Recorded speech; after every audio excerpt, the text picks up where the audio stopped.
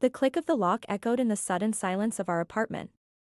My husband, David, stood by the door, my passport clutched in his hand.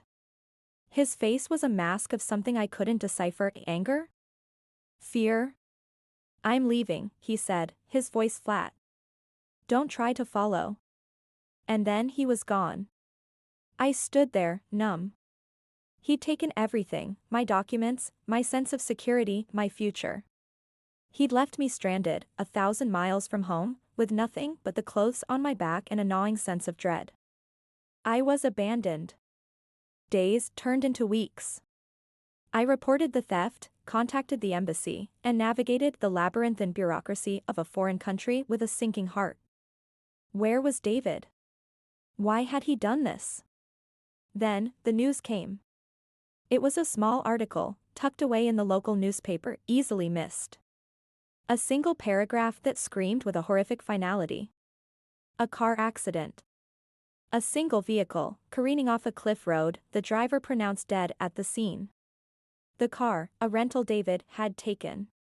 My blood ran cold. The police investigation was brief. DUI was suspected. They returned my passport, a grim-faced officer offering a perfunctory apology for the inconvenience. Inconvenience. My life had been turned upside down, my husband was dead, and all they could offer was an apology for an inconvenience? I felt a strange mix of grief and a chilling sense of unease. David wasn't a drinker. He was meticulous. The accident seemed wrong. Driven by a gut feeling, I began my own investigation. I retraced David's last known steps, visited the car rental agency, and even ventured to the desolate cliff road where he died. The locals spoke in hushed tones about strange occurrences in the area, whispers of accidents and disappearances, a dark history that clung to the place.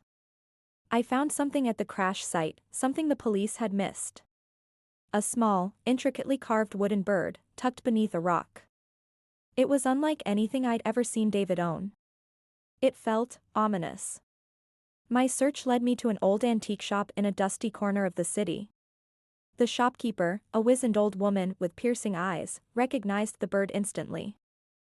"Ah," she said, her voice raspy. "The Whisperwind. A powerful charm. It can bring great fortune or unspeakable tragedy, depending on the intentions of the giver." It was said that those who sought its power often paid a terrible price. The truth hit me with the force of a physical blow. David hadn't just left me. He'd been running from something far more sinister than I could have ever imagined. He had sought the Whisperwind's power, perhaps for riches, perhaps for a new life, leaving me behind as some sort of sacrifice. And the tragedy that awaited him was not just a car accident, but a consequence of his desperate gamble. David's betrayal had led him to his death, and I knew, with chilling certainty, that if I stayed, the same fate could await me. His theft had saved my life.